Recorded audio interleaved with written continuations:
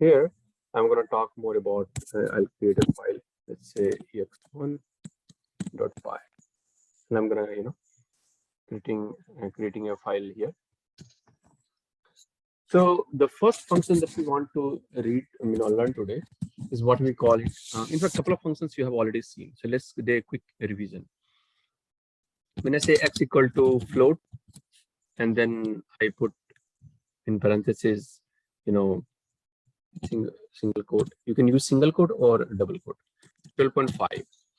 Right now, 12.5, because it is, enclosed in a single quote, it is a string. Anything that is under single quote or a pair of double quotes is a string.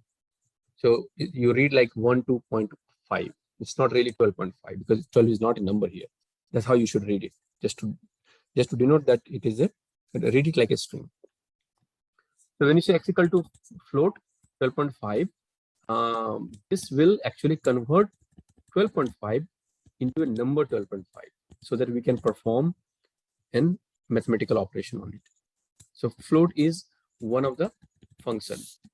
Take another example. You have seen like y equal to int. You have already used it. So let's say I have 10. In this case, the string 10 will be converted into a number 10. The y will become number 10. Why do we do this? In some cases, the data you are reading, suppose you store this data in a text file, you put the data in a Microsoft Excel, and you're writing a Python program to read the data. That value may come to you as a string, even though it is a number. And you will see this problem in other fields also.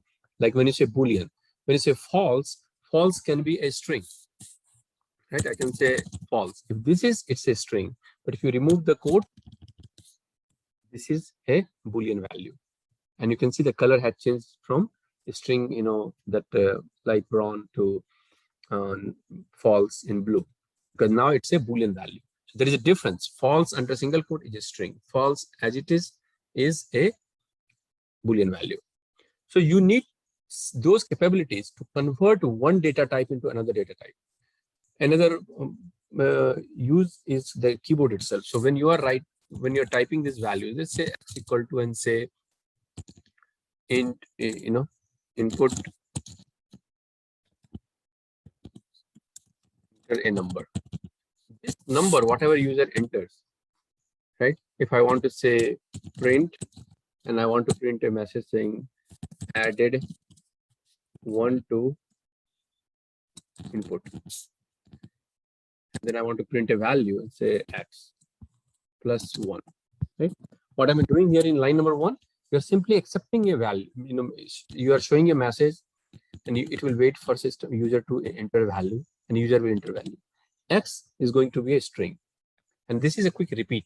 You already know it, or if you have forgotten, I wanted to show you and tell you again that x is going to be a string. Now, if I want to add x and print this as value, this will not work because x is a string, and you cannot add number 1 to a string. I can add a string to a string like this. That means it will append. So suppose and you will see this here. Let's say run without debug, and I will enter a number. Let's say I entered 10. The output will be 101. It did not say 10 plus 1 because 10x is a string, and I'm adding 1. So, but it is 1 as a string. So it's a joining these two. So 10 and join 1, it become 101. It did not become 101. If I want to perform mathematical operation, then I need to add 1 here.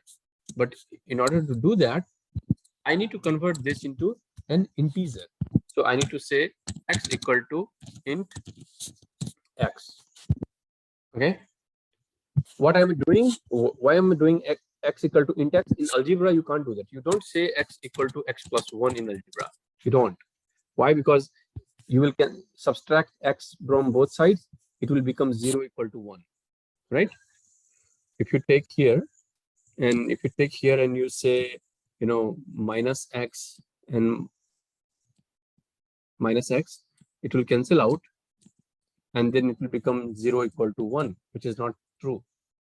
You don't do that in algebra, but you could do that in programming.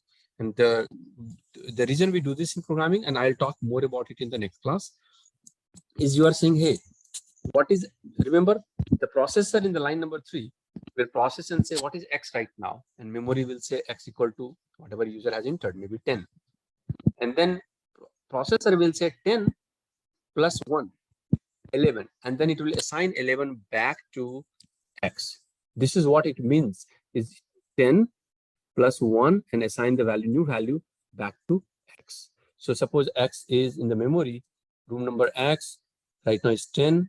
When you do this operation, X equal to X plus 1 is a valid operation. You're doing addition on the right side of the equal to. You are saying 10 plus 1. So first thing what will happen is processor will check with memory and say what is X, and X will become 10 here. So it will be 10 plus 1. X will be 10 plus. This statement will be replaced. The variable will be replaced by a value, which is 10 right now. And then X will become 11. And then you are assigning value back. So that means 10 is kicked out. New value 11 is set in X. That's what actually it means. So X equal to X plus 1 is basically you are incrementing the value of the variable again.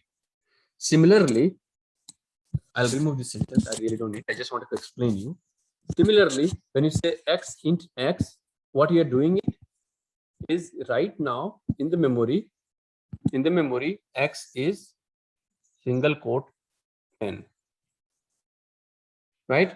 And when you say X equal to X int X, you are taking the X value here, which is this. So this becomes int single quote 10, X equal to, this again becomes X equal to, and since you're applying int function on the value, it will become X equal to 10.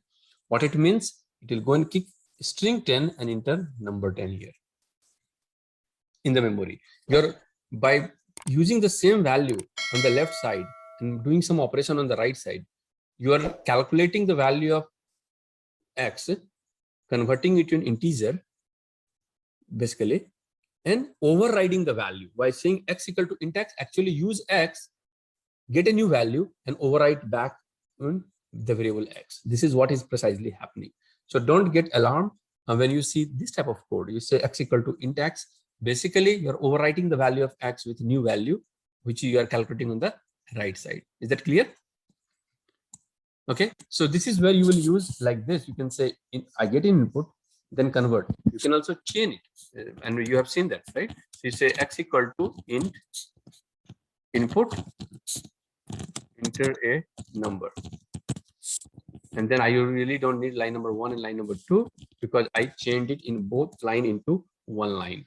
The output of input function will become input to int function, and then output will go back. So the way it is again is this goes here in the int function, and then final output goes here. Right? That's what we call chaining.